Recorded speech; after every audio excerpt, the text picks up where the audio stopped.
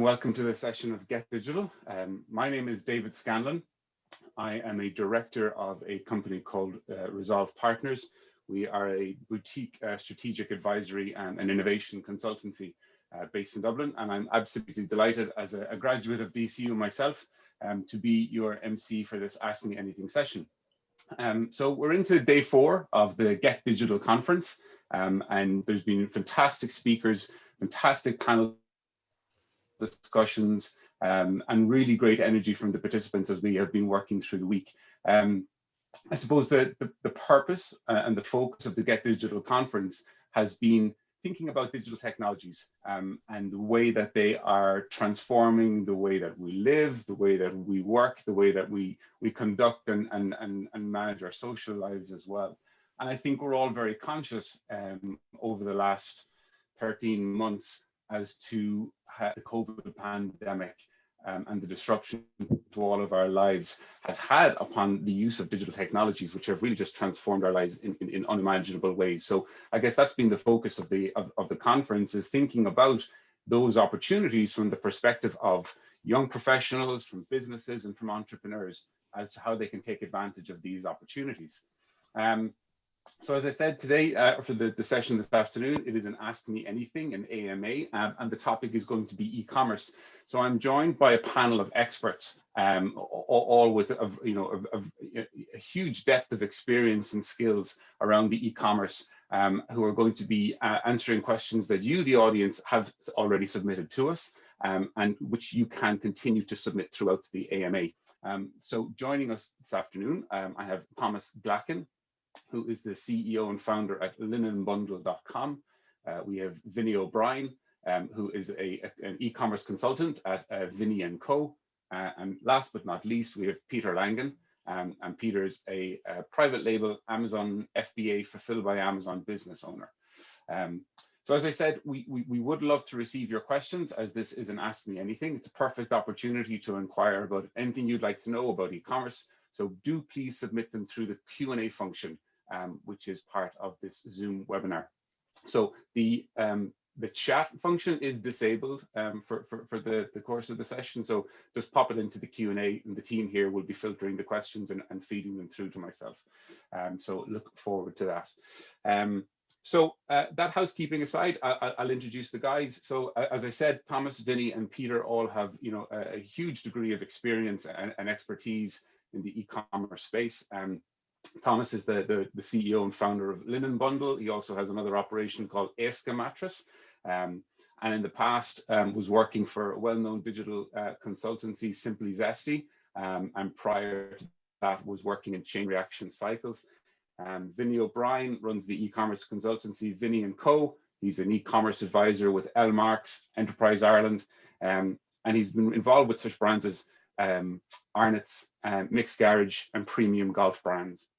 And Peter runs his own Fulfilled by Amazon sort of private label products company, as well as being a mentor and a consultant into others joining the e-commerce space. So there's a good chance that everybody in the audience has purchased something from a brand or a process that our 3 speakers here this afternoon have been involved with during their time. So really, we're really lucky. It's a great privilege to be here hosting this panel with such expertise. So Thomas, I might jump straight to you, and you might give us a minute or two to sort of pick out some of the major projects, significant projects that you've been involved with over your time, and maybe answer the question as well in terms of what's the most unusual or exciting thing that you've ever sold yourself personally. Thanks for throwing me in at the deep end there, David. As you can tell, I'm a Nordy. So yeah, my background started, I've been in retail for about 20 years. I've been in e-commerce for about 12, started with chain reaction cycles and was there for a number of years through a huge period of growth. Was part of the e-commerce growth team there. We were doing annual revenues of about 170 million. In chain reaction cycles. It's very one of the largest e-commerce businesses in Europe. It was great learning experience for myself. So I got a real passion for all things e-commerce in there.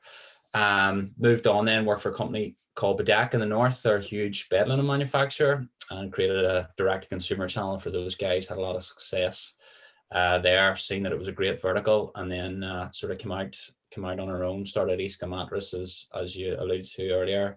It trades in Ireland. It's the largest online mattress business in Ireland.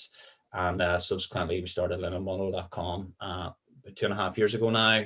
It's the fastest growing luxury bed sheets brand in Europe. We'll do in excess of eight figures in revenue this year. We've 20 staff, kind of strewn across Europe. A lot of people are working remotely, and we've big plans for the brand, and it continues to go from strength to strength. Most interesting product I've ever sold. I'm going to give a plug here. It has to be our eco-friendly pillows. So they're 100% recycled fill. They're made from 100% sustainable materials, and there's no ducks or geese or anything plucked. So we're saving animals, we're saving the planet, and we're giving you a good night's sleep. So fantastic. Okay, good plug. And actually, sustainability and impact is something that I'm going to come back to at some point during the panel as well. So it'll be great to get some of your insights on that. Over to Peter. Same questions to you. Just maybe talk through some of the major significant projects you've been involved with, Peter, and the most unusual or interesting thing you've ever sold. Well, thank you very much, David. So for those of you that don't know me, I'm actually an alumni of DCU as well. So I'm delighted to be back. It's been a while since I've been involved with DCU, so this is great. So I've been involved with e-commerce now for a number of years. I actually got my first very start on e-commerce was actually selling parts on eBay. And I remember actually I was out in the town, and before COVID, a long time ago, and I got the ping on my phone. It said, "Oh, you got funds," And I remember it was something like £600 or £700 now, and that was to a 22-year-old, 21-year-old at the time. It's a lovely thing to see that ping, And I was like, I don't know what I'm going to do when I grow up, but I'm definitely going to sell online anyway. So I kind of the spark was always there, and the interest was always there, but I never really knew how to do it. And actually, it was a chance meeting with someone that actually got me started on the Amazon track, so the Amazon FBA track. So what I do is I identify products that are selling well on Amazon. And then what I do is I figure out how I can differentiate in terms of like the product, in terms of added value, in terms of maybe fulfillment by Amazon or the listing and so forth. And then I go to China, and when I say go, I go via Alibaba, and I identify suppliers and manufacturers that can make the product for me, and I brand it myself with my own brand. I bring it in to various different countries around the world, and then I sell it online via Amazon. And then obviously you just keep ramping up and adding more products. That's kind of what I've been doing. The most interesting product I ever sold, and I sold a lot of different things, but it's actually really cool. But for those of you that like to have your eggs in the morning, do you ever get the spoon and you just put it on the side and you start hitting the egg and you crack it and the egg is everywhere? That's not a nice breakfast. So I had this great brainwave. I'm going to sell these things called egg crackers. Now, I wouldn't recommend it because they didn't sell very well, but I brought in this shipment of egg crackers, and I started selling egg crackers. They're quite cool, but people just didn't know they were looking for it. So I suppose that's one secret of online. There has to be demand for the product, and there wasn't much demand for my egg crackers, but it was good fun. So that's the most interesting product I've ever sold. Thanks for that, Peter. We might spend some time later on in fielding questions around what e-commerce retailers do with all of the shit that they don't actually manage to sell, that they bring in from. Try to get rid of it, give it away. So like, where do you store unsold? Yeah, where do you store unsold egg crackers? Billy, we might put the same set of questions to you if you want to give us a little bit of background, your pathway to this point, and something interesting that you've managed to sell, or surprising that you've managed to sell online. God, I'm going to find it hard to live up to the guys. I feel like a bit of a Thomas Stoker. I'll give a bit of context to that. When I was at Mixed Garage, we modeled what we were trying to do on chain reaction. So I got to know Mark Lilly, one of your colleagues, very well, actually, back in the day. So we really watched with envy what you guys achieved, which was absolutely amazing. I worked at Arnott's, where we bought from Bedeck as well, and subsequently I've bought sheets from the site. And Molly, who's kind of helping with the administration of this, I would have talked a lot about mattress companies last year. So ASCA was high on my agenda. So nice to put a face to everything else. But I'm about 15 years in e-commerce. I was global employee number 2 from eBay side to go and visit retailers. So I got a really good grounding, I think, in general e-commerce. Everything from working in the warehouse in JD Sports to kind of working in the merchandising section of Karen Millen and June and a lot of high street retailers that we'd all be familiar with. So I suppose I kind of migrated from that into working with brands, as you mentioned, Arnott's, Mixed Garage. And then I worked on kind of a number of platform projects with companies like Unilever in the US, and I worked with Tesco's on refurbished products. So you kind of talk about unusual products. I was kind of part of the team that would have developed the certified refurbished program via eBay and Amazon, and that threw up some really interesting areas. Currently, I have my own consultancy firm. We work in partnership with BDO Accountancy. We've just launched a fully outsourced e-commerce managed service. So where maybe you've got trading challenges or hiring challenges, we'll put a team in place and we'll do that for you. So we're working with a number of brands on that front. And the most unusual thing, I used to sell Yoda teddy bears when I worked at eBay. Obviously, eBay is going to throw up wild and wonderful. But the two most interesting things, we walked into a client one day on one of the brands we worked with, and the receptionist was there having just purchased used false teeth to add to a collection. They're trying to put together the perfect jaw, I think was the story. But goes more unusual than that. There's a company called Bricks Workwear up in Monaghan who were transitioning from bricks and mortar to online, and the dad was giving the business to third generation. And he said to the sons, if you can sell my left shoe, you can take the business online. And look, they were determined enough to do it. So they listed the shoe on eBay. And after about 3 months, a priest from somewhere in Scotland was looking for a shoe in this size from the left foot. And when they sold it, they were allowed to bring the business online. So it was one of those stories that always stuck with me from the eBay trails as being one of the more unusual. Okay, that's fantastic. That definitely wins the prize. Sorry, Thomas and Peter, Vinny has outshone you there on that one.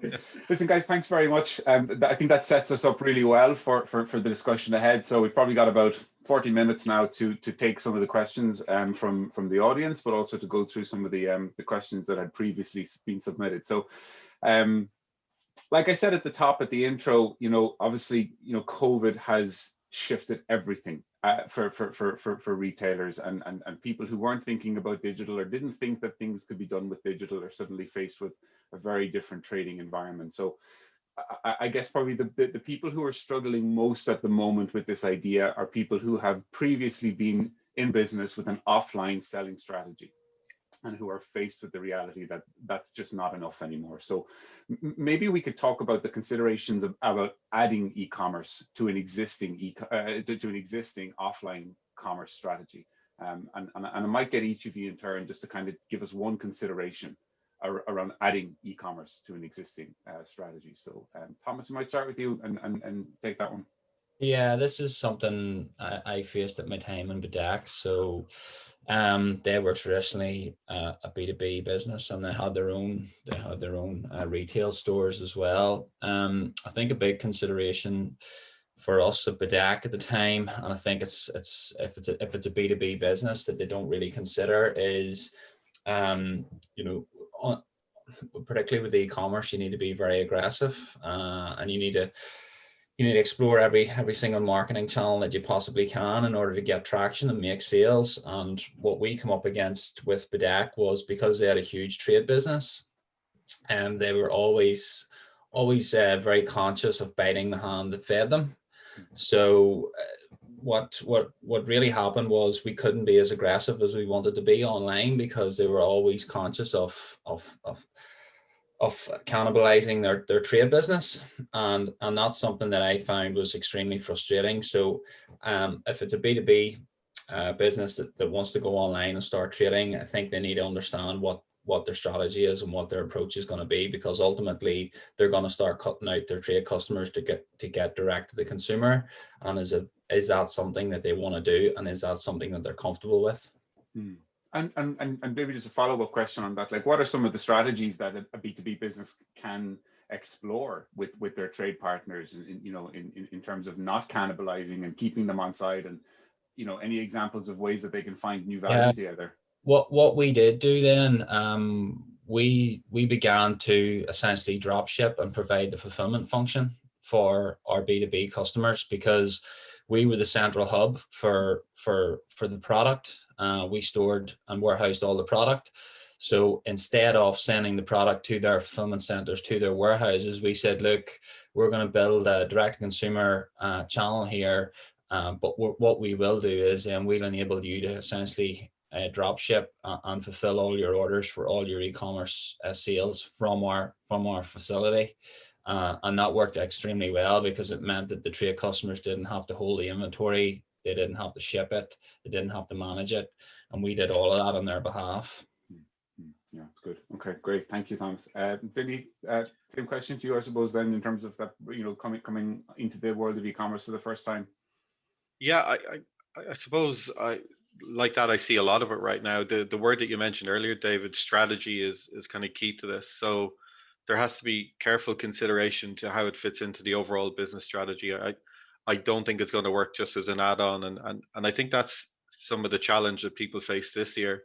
We had a lot of people migrating to online or doing it at a survival last year, and what I'm seeing now, the behavior is that they're almost forgetting about the investment that they've just made over the last 12 months, and they're going back to what they knew because it's a little bit more comfortable. So I think upskilling is a really important part of, you develop a strategy, you give people the tools that they need then to be able to do their job, and have a look at what's going on around you and see what are the channels, as Thomas mentioned, that you can be kind of executing in, and Peter, be very aware of that as well. Like, Amazon is so rich, we've rejected marketplaces almost entirely in Ireland, and it's to our detriment. So we now have to make up 10 or 15 years worth of lack of experience in a very short period of time. So that takes trust and patience. So I think the strategy needs to be underpinned by, clear trust, patience in people, patience in the process, and an understanding that profitability isn't going to land on your lap in year one. You're going to have to work towards it. So that means shared processes, shared operations, and looking at how you make it work right across the business. So I think there's a huge amount of challenge that goes in equal measure with the opportunity that's there today as well. Okay. I've got questions to unpack on that, and we might follow them on, Vinny. But before I move on, I'm same question to Peter, in terms of that consideration about coming to e-commerce for the first time. I think Thomas and Vinny really covered it there in the last two responses. But for businesses that are going online now for the first time, and I believe they need to realize, like as mentioned by Vinny, I believe that it's not an add-on.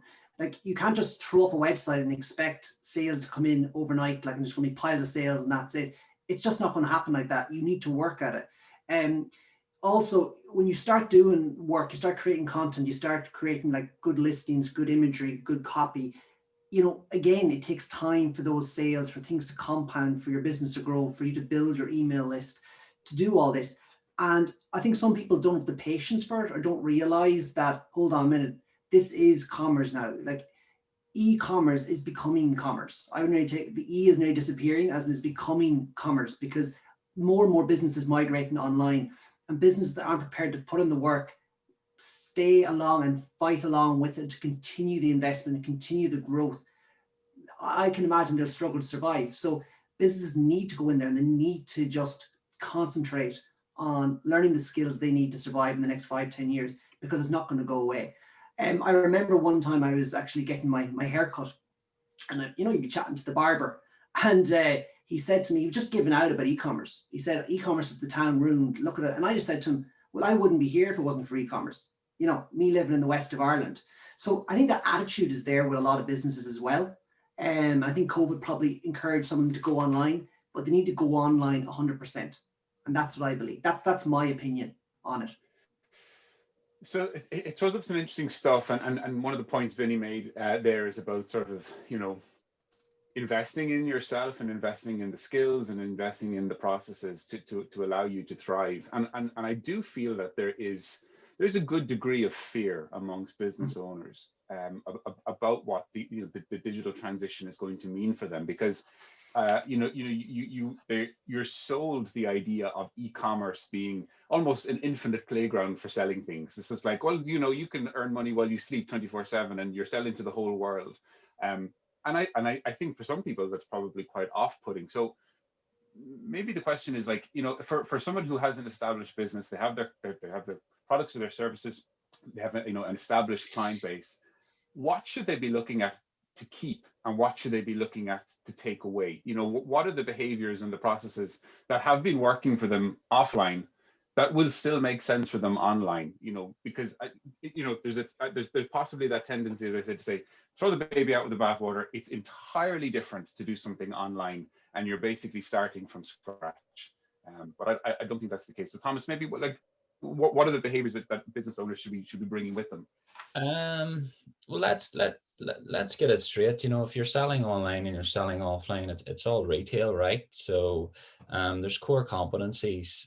It's the same as having a bricks and mortar store. You need to merchandise the store right. You need to make it look attractive. You need to make it look it needs to have a good it needs to have a good user journey. It needs to be easy to navigate. The customer needs to find the information that they need in order to make the purchasing decision. You need to cross-sell and upsell like you would in a physical store, and then you need to have a compelling offer. So and you also need to be aware of what your competitors are doing and how they're pricing their products, and all of those things are similar online or offline. The biggest thing and the biggest difference in selling online and offline is obviously the technical skills required. So you need a nice platform, a nice website. That's pretty easy these days. You can throw up a Shopify website. Anybody can do that. There's loads of templates.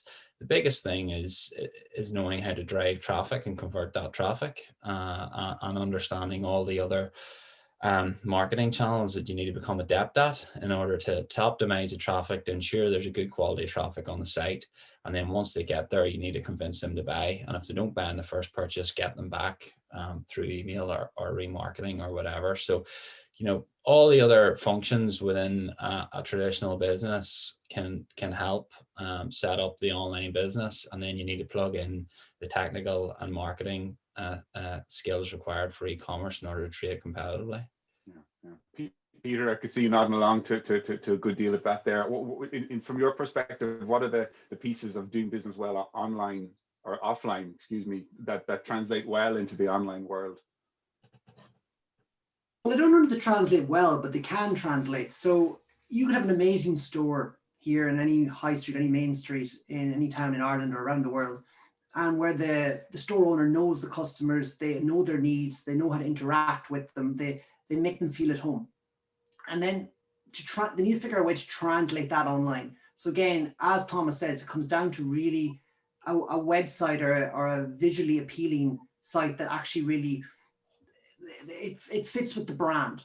But then when you fulfill an order, that you might leave a handwritten note in it, or you might just send them a message say we've packed the order, or different things, that just to engage with the customer. Because if you're trying to translate those skills that are working well for you offline to online, and I think that's going to be the difference too for stores that really do well online, is the ones that can manage that transition successfully and still build that brand loyalty, which comes usually from the owners or from the people that run the store, because you can put your own flair online, and when you put your own flair into a site, you stand out from everyone else.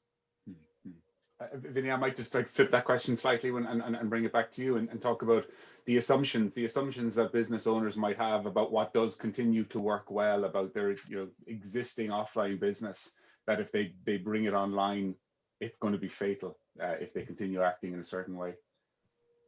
Yeah, there's probably a misconception of what's required, and if you think about the kind of the broader instance of what both the guys have said, we have an ability to communicate with customers quite significantly through websites. And if someone walks into the shop, we'll smile, we'll welcome them, we'll ask them what they want, we'll talk to them and figure out a little bit about their motivations, or we'll talk to them because we know them.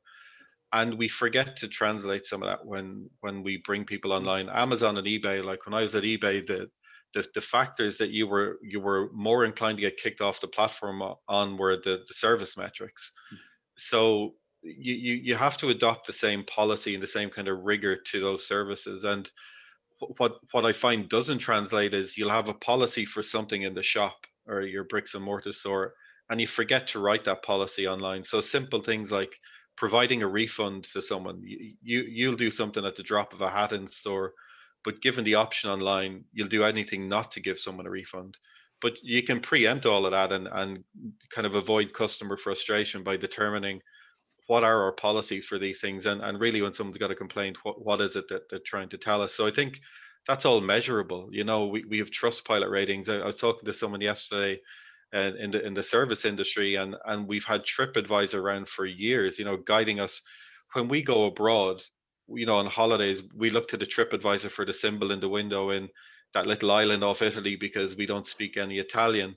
But yet when it comes to giving a review or reading one locally, we just don't do it. So there's a lot of signposts that I see that we can start taking control of, and to Peter's point, it's an extension of your brand. It's something you should be passionate about and care about. I grew up working in a butcher's from when I was 13 years of age, so I've really been embedded in retail, and that's the sort of experience that you're fully in control of. I think the interesting area that we haven't touched on yet, but it's bringing some of that to bear through automation. So how do you take those tasks that are maybe manual or really admin heavy, and how can you put some automation around it to save someone time and maybe allow them to upskill on something else? So I think there's this interesting phase now, David, and that's where some of the education around the tools that are there. I almost see e-commerce now like a utility, like electricity was back in the Industrial Revolution. We just haven't figured out how to play with it yet, or how to make it work for business, and we're another few years away from fully grasping the nettle.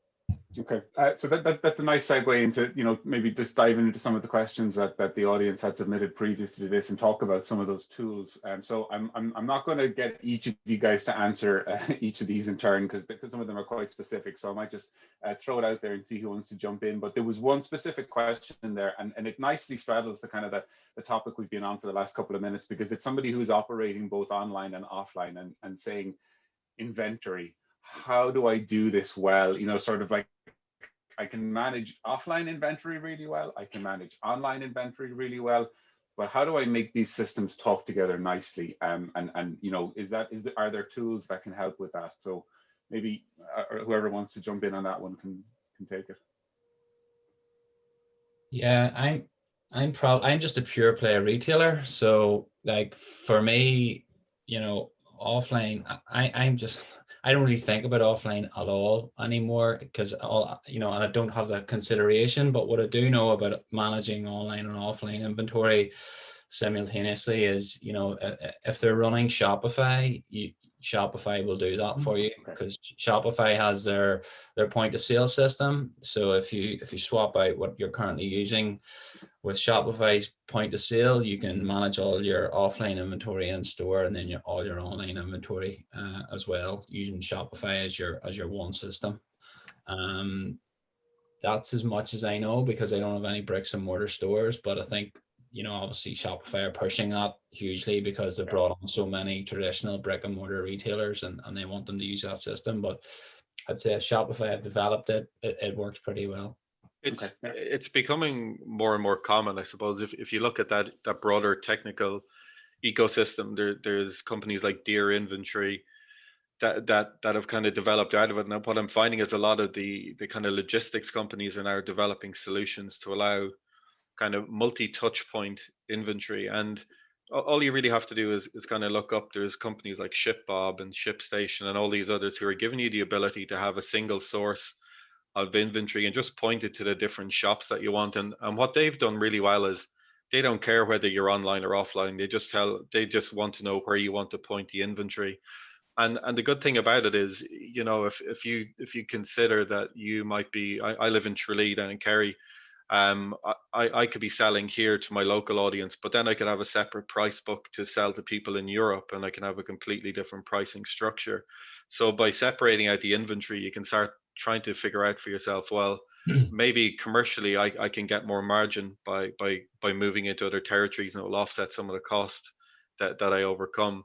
But the tools themselves are quite good. They're reasonably simple to set up. They require you to think in terms of location. The one thing that it probably forces you to start getting your head around is, how do you create a product as a unique individual product and flush it through your system. So if I have a barcode and I want to make sure that I can account for it on my point of sale, on my accounting, it forces you to sit down and plan the journey of a product through all the different touch points in your business. It's great because it brings so much efficiency, but can require a bit of thinking. And just the final point on that is what I find is a lot of people who've multi-stores now and trying to move online, they would have typically brought product in from store to fulfill an online order. So there's this waiting period and they don't necessarily know what's available. So there's a time lag and a customer could potentially get a cancellation. They're now bringing all that inventory into one source and saying, actually, we'll serve all of our channels from that place. So that's the trend shift. But I think if you look up multi-location kind of inventory handling systems, there's tons of them out there. Yeah, sorry, Vinny, there's one that we're actually looking at the moment, because we have a fulfillment center in Zaragoza in Spain, one in England, and we're about to open one in Ireland because of Brexit.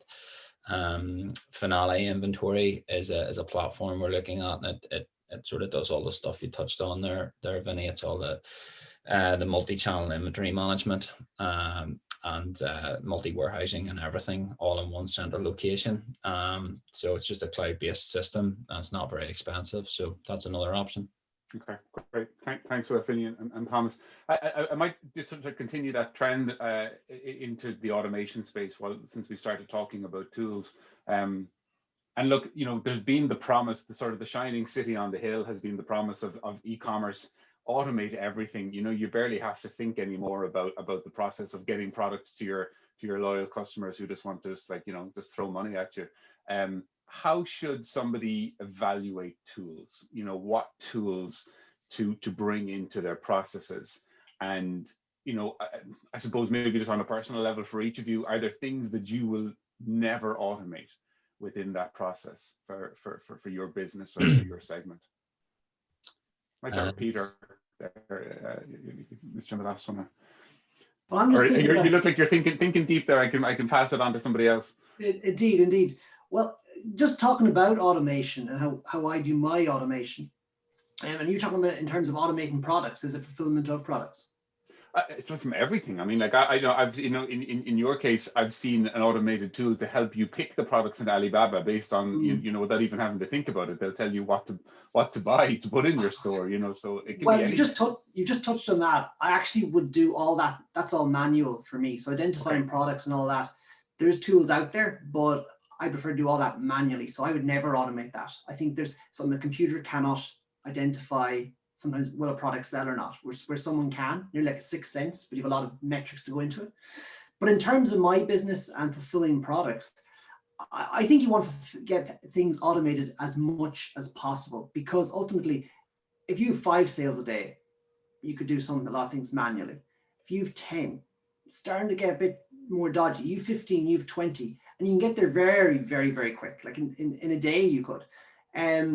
You're going to make mistakes. Things are going to go wrong. You're going to be busy. So ideally, you want to automate everything as much as you can. So for my business, we could have 100, 150 orders a day sometimes. It's all automatic. Like Amazon, in terms of FBA, they take care of that for me. More providers are moving towards it. So Walmart in the US, they're moving towards fulfillment options. You've got, I believe Shopify is going down that route as well, fulfilling orders for stock for Shopify stores. You also have different 3PL warehouses all around the world that will fulfill them for you. So ideally, you want as much orders as possible fulfilled automatically, that you don't actually have to handle the product, and because that's scalable. Whereas you physically doing it yourself, it's not scalable. I guess that I'll share maybe a short piece of my own experience in this. As a consumer, and I had a recent experience where I had purchased something from an e-commerce store. It was a Dutch website because I couldn't source it in Ireland, and UK is inaccessible for the Brexit. And I was in a dispute about them because of a shipping issue. So there was an ongoing conversation between me and customer support, a real human. But I was also getting automated emails from their system asking me to rate my experience of the transaction. I tell you, I did, right? But they weren't pleased about what I was saying in the ratings, because I was really frustrated that I was trying to resolve something and being asked to rate them. I was like, you don't care. You don't care about this experience for me at all. Was the emotional response coming back there, which goes to the question at the start, which is, are there things that you just shouldn't automate? Should there be a big red panic button on top of all of your systems going, stop everything? This is, I need to, do everything manual with this customer. I don't know. I think there's a line that you need to be aware of. So take the example you've given, or the other one that I was thinking of in my mind was customer service in general. A lot of people defer to chatbots now and say, okay, we'll manage all our FAQs via that.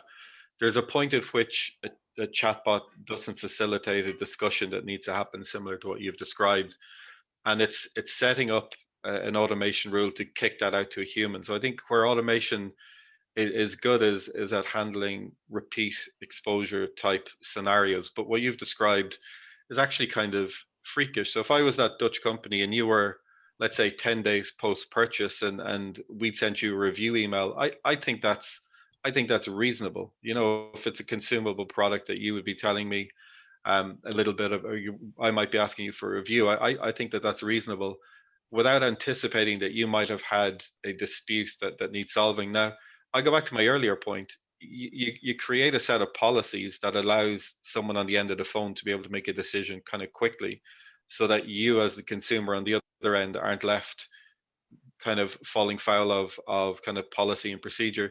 And that can be a difficult pill to swallow, because you might think it's expensive for me to give you a refund, or I have to take the processing cost. But by allowing yourself to make those decisions, you get into the frame of mind of a consumer. And it goes back to some of the earlier points we made. When we're in store, the customer is always right, the customer is king, and we'll bend over backwards and then curse at them when they walk out the door. Whereas we have this window of opportunity called distance that insulates the customer. So I think if you really want to be kind of centric and start thinking that automation can help us, you build policies around it, and you make really clear lines in the sand on consumer decisions, as you've just described. It might be very minimal in their instance, but they're the sorts of things that cause frustration. Yeah. I mean, like, I guess you could sum it up. It's really clear what's coming from you there. It's that customer centric and understanding the processes and stepping through the flow and being intentional about designing the processes then, and then understanding how tools can help with that. I think so. And I think your initial question was, what are the criteria? I think you have to look at the people in your business as well, and understand what their level of comfort with technical tools are, and use tools that people can access, to know how to set them up, to know the failing points in them as well. And I think that they're the sorts of criteria I'd look at. Like when I'm going into work, I'd look at people, process, operations, and financial commitment. And you're not going to buy an enterprise level software for a small business in Tralee. You'll buy something that costs you 10 or 20 quid a month, and you work within the parameters of that. So it's kind of you cut your cloth to measure on all fronts.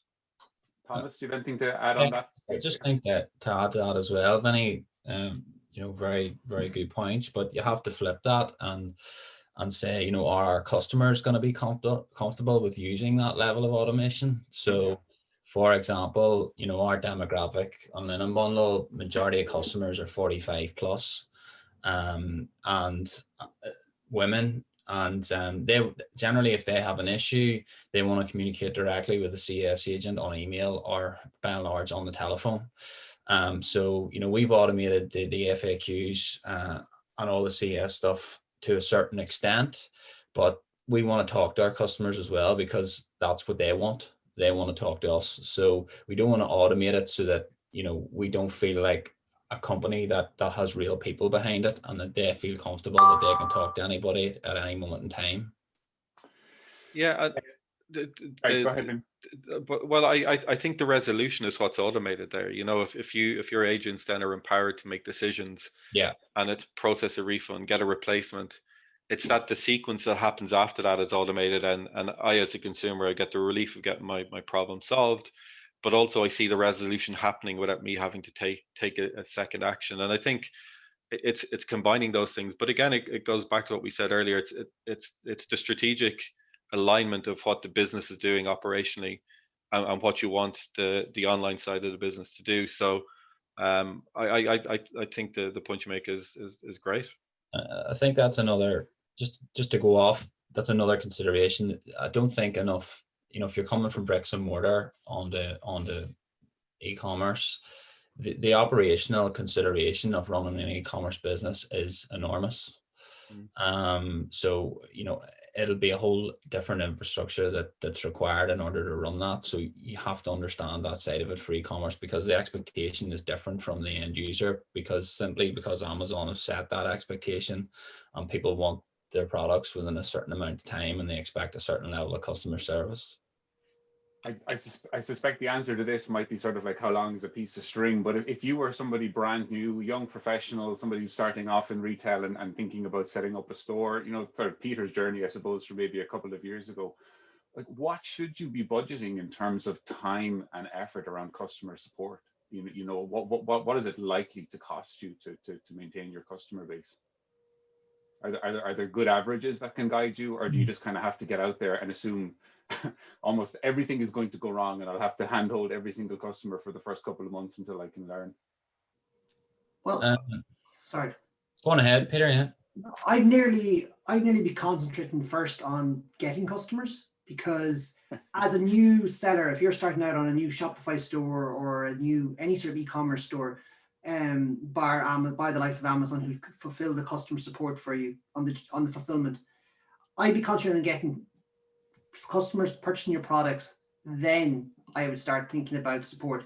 I would do it more on a one-on-one basis initially, until you start seeing what sort of volumes you have and what sort of support issues you have. Like, if your fulfillment is very good and your customers are happy, you shouldn't have too many support issues if the products are good. Whereas if there is issues, just deal with them yourself initially. That's my opinion, but it really depends on what type of store you're nearly setting up and what sort of volumes you expect. For our experience, it was Paul, my co-founder Paul, and I started Linen Bundle, and you're not going to invest in a huge amount of inventory straight away. You need to get traction. You need to see if product market fit. You need to see how quickly you can scale. But thankfully, we kind of knew what we're doing. We've been in e-commerce for a long time, and we got traction really quickly. And for us, we oversold the inventory we had. So we bought inventory that we thought was going to last us 6 months. It lasted us 6 weeks. So, and we kept selling, because what do? You're not going to turn off the tap. So the pressure from a customer service and operational perspective on the business was enormous. There was 2 people in the business at that time. Paul and I were answering hundreds and hundreds of customer service tickets a day. But that's a good buzz, because the business is starting to take off, but it's not sustainable. And to this day, because the growth of the business has been very good, we're still grappling with ops and purchasing and customer service, and we're 2.5 years into this, and we're finally only now, have been able to take the talent into the business last year, and we'll continue to take it in. That really is helping us streamline that stuff, and it's a constant battle. It's something I'm not passionate about. I don't like operations. I'm all about sales and growth. And that's stuff that isn't talked about enough. We haven't even talked about it here. And Peter touched on it. E-commerce is very, very simple. It's set up a nice, attractive website, get a phenomenal product, and drive as much qualified traffic to that site as you possibly can, and then look after that customer to make sure they come back again and tell their friends. And you need to be a master marketeer in order to own an e-commerce website, and that's the thing that you have to master. So we might spend the last couple of minutes then talking about those acquisition channels, and there's there's lots of scope in there to converse. But maybe just before we move off the tools, and it comes back to understanding the customers, one particular tool that I think is interesting, and people have a lot of questions around, is recommender systems. So somebody hits the site and there is recommendation around a cross-sell or an upsell or a return, a repeat customer built around the recommender. And this is the experience of being in store. And then you talked about this, and Peter as well. The store assistant can go up and say, what is it that you need? And make some educated guesses about putting products in front of them that they feel are likely to convert. what should new e-commerce business owners think about when they're picking a recommender system? And there's a sort of the subsequent question on that one is, we're becoming a more educated consumer base as well, particularly around items Thomas mentioned earlier on around sustainability. There's just so many new ways to think about how we consume products and filters that we would want to put onto the product. You know, its provenance, its lifetime, you know, how long it's likely to hang around for. How should people think about recommender systems, Thomas, in that environment? I think this, if you take a step back, from an e-commerce perspective, as an e-commerce owner, you think about two things. It's, you know, maximizing your return on ad spend and increasing the average order value of customers. So that's that was the nucleus for Linen Bundle, and it's in the name. You know, sheets lent themselves really well to bundling. And if you can get somebody if you can present a bundle of your products that are similar and say, look, you can buy this for X, but it costs you this as an individual, then you're going to probably sell more of the bundles because you're presenting a solution. So bundling is a huge thing in e-commerce now. A lot of businesses, particularly businesses that are selling products that have a low AOV, will present, you know, 3 or 4 products in a bundle and encourage people to buy it that way. Certainly there's lots of apps that will do recommendations, you know, on the product pages or on the category pages or in your cart, or post-purchase upsells as well. And we use those where you can go in and build a matrix to say, if they buy A, recommend B. And, you know, they do add 10 to 15% of revenue for us across the board. But I think customers like to be presented with a solution, bundled up into one product. And, you know, that's been hugely successful for us. And I think you really need to concentrate on driving as much and increasing the AOV as much as possible on one visit, because CPAs are just increasing time and time again. And it's a constant struggle to maximize your ROAS. There's a saying, who can spend the most to acquire a customer wins. So ideally, the larger the average cart value you can get, is what Thomas said, the more money you can spend to acquire a customer. And the more money you can spend to acquire a customer means you can outspend your competition and you actually end up making more money. So there's an example now, I'm going to butcher it, but McDonald's or Burger King, I think if you went in and just bought a burger, a $1, it's America, burger off McDonald's, I think they make something like 17 cents or something. It's quite small, okay? But then they go, would you like, they'd say fries and a shake or a drink with that. And the customer says, yes, that upsell actually brings their profit up to $1, whatever it is, $1.20, $1.30. So it's the upsells and downsells. That's where you really get added value. Because once you acquire that customer, everything after that is a bonus. So if you get the first yes of the customer and then upsell them or downsell them, you know, that's where you make extra. There's a great software tool for doing that, that I've seen used in the past, and I've used it myself, called ClickFunnels, and for doing a nice simple squeeze page, which basically a squeeze page is where a customer comes in, a quality traffic comes in. They can only do one thing on that page, which is either give you their email address or add to cart. Okay, you get that first yes. It's like when you're buying a new car and you've agreed to buy it, and then the salesman goes, do you want heated seats with that? It's only an extra, it's all on PCP this time, so it's €10 or €100 a month. And you're like, yeah, I will. You've already got that first yes. So the same thing happens on a squeeze page. You get that first yes, the upsell then is the next yes.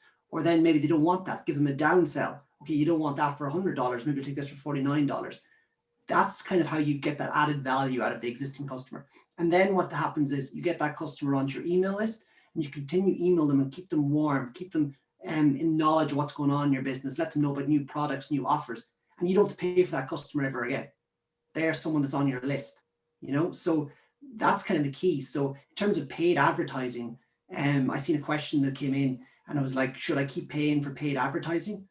Yes, as long as you're making money or acquiring a customer that you can then sell more to in the future, it's worth it. Vinny, same question around product recommendation systems. There's a couple of, I'll go back to the technical side because the guys have kind of covered the the benefit side. If you've got a small catalog, the recommendation system needs consideration because it may not be necessary. Maybe it's a user experience redesign of a landing page or a homepage. You know, if you've got a small And catalog. maybe just qualify that in terms of a small catalog. Yeah, I see what Thomas is saying. The linen bundles lend itself well. There's multiple sizes, multiple colors. There's hundreds of variations there. But I'm director of e-commerce in a tent company. We sell thermally insulated tents in the US. We have a catalog of about 50 products. It doesn't make sense for us to have a recommendation engine. What we have is a nice cross-selling functionality. Okay. But we feel like we've only grown into that in the last year or so. Prior to that, we didn't. So kind of sub 30 products, it didn't make sense for us to have a recommendation engine. And if you look at a lot of the growth that's coming in, it's, you know, single product companies or single product brands. It's actually more about bundling and upselling on the volume that you're getting into a pack that's going to be the key. So when we think about recommendations, we've got to broaden our horizons. If you have a large catalog, so when I worked at Arnott's, we, you know, tens of thousands of products. It's actually about trying to look at the analytics and see what makes sense for you. So I use Salesforce quite a bit, a UK-based company. They're very good at naturally reading inbound traffic and looking at how it navigates itself around the system. I've used Fred Hopper, a Dutch. It's called a merchandising engine, and it allows you to sit down and put together what it calls ranking cocktails. So the best way I describe it is when we were setting it up with one of the sportswear retailers in Liverpool, you give a 0% chance that someone will see a Man United jersey when they're looking at football jerseys, and conversely in Manchester you never allowed them to see a Liverpool jersey. So you could actually put a ranking as a percentage of this search volume that's retrieved to allow people to see those products. So there's evolutions of that now. You can do body shape fitters, you know, that's a recommendation engine, but that might be user experience on the way in. And people have used that really well. There's an underwear company called Third Love. They've been doing kind of underwear for people who've undergone surgical treatments over the years, and they've designed this brilliant user experience where you actually tell them all these stepped questions about yourself. So they're gathering recommendation information from you on the way in, and the Lego Finder on the Toys R Us Canada site, it's called Intelligent Guided Search. It's run by a company called Conversity. You could have a single or a very small product set of a company, but you need key information to land people on the destination. So something like that, asking questions and guiding the search. I love that kind of intuition because it takes away any ambiguity I have as a customer and guides me to the product I want, and as such gives you a really nice experience. I mean, look, it comes back to the you know, the point that's come out, you know, throughout this conversation, which is, you know your customer well, and you design the experience of them coming to your store with intentionality, and you win. You know, intelligent guided search is just another, you know, it's another way of saying you really understand the need of the customer. You know, what's the job that they're trying to do. Maybe just very quickly, I mentioned it as part of the last question, but you know, this growth in the interest in sustainability, you know, are there trends, are there challenges around that you need to present to your consumers? Thomas, you mentioned it specifically at the start when you were talking about the pills. Yeah, well, we survey our customers quite a bit, David, and ask them really what they care about. We also ask them, you know, what their view is on new products that we're potentially going to introduce, new colors and such. So a big theme that came back from one of our latest surveys was our cohort of customers that you know, sit between 25 to 35. Those people really care about sustainability, where the product's sourced, where it's made, fair pay for workers, the environmental impact, because, you know, let's be honest, you know, the textile industry is historically quite a polluting industry, and that's the industry we're in now. It's none of this is on our website at the minute. We're just about to launch our new site in the next couple of weeks, but there's going to be a huge emphasis on all the sustainable initiatives that we're part of. Our factory that makes our sheets in India, you know, they recycle 100% recycle all the water that they use. They're 100% green energy. It all comes from wind and solar. They rain harvest as well. We use chemicals that are free from all our dyes are free from harmful and hazardous chemicals, and we're not really sharing about any of that stuff, but it's something that a key cohort of customers really care about. So we're going to bring that to the forefront. And then obviously the makeup of our products as well. All of our customers have responded to the survey saying that they're very much interested, and it's at the front of their mind that the materials and the products are from a sustainable source, and we're developing products that adhere to that, particularly around our duvets and pillows. And our duvets and pillows are made from 100% recycled fill. The covers are from sustainable materials as well, and they've been, an enormous success so far in the business. And I just think it's a sustainable, eco-friendly alternative to what's currently out there in the market from traditional retailers.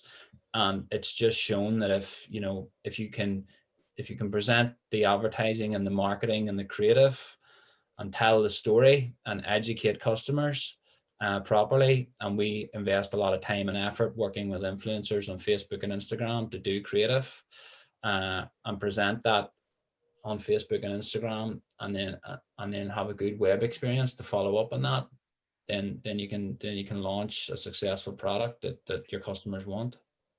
Okay, great. I'm kind of conscious of time, but Vinny and Peter, if either of you guys had anything to add very, very quickly on that sustainability piece.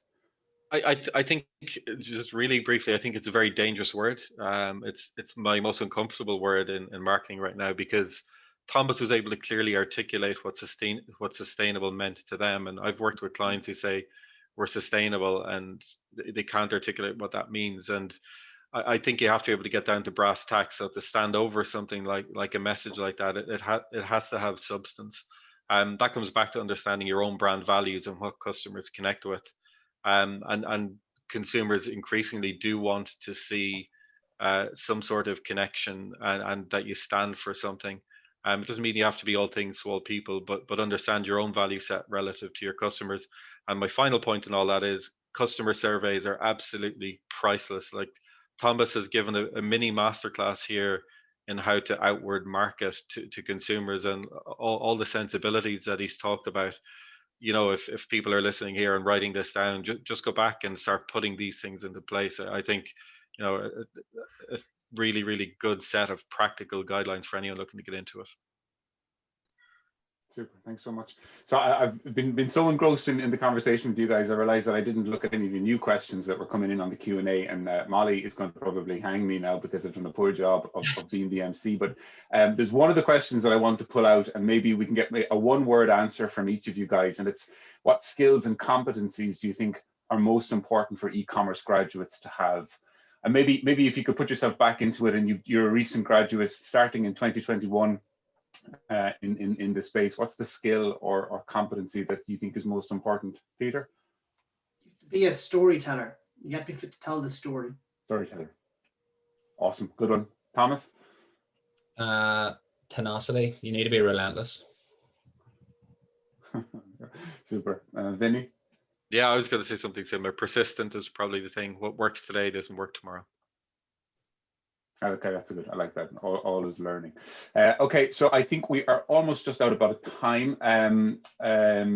The session is going to restart at 1 o'clock. So there's a couple of minutes for the audience to go and grab some fresh air and a cup of tea, and to come back here. Guys, what's the best way for the audience to get in contact with you individually? If you want to shout out contact details or the channel of choice. I'm LinkedIn. Follow-up questions. LinkedIn. Happy to talk to people. Yeah. LinkedIn or Twitter. It's T_Glacken at Twitter.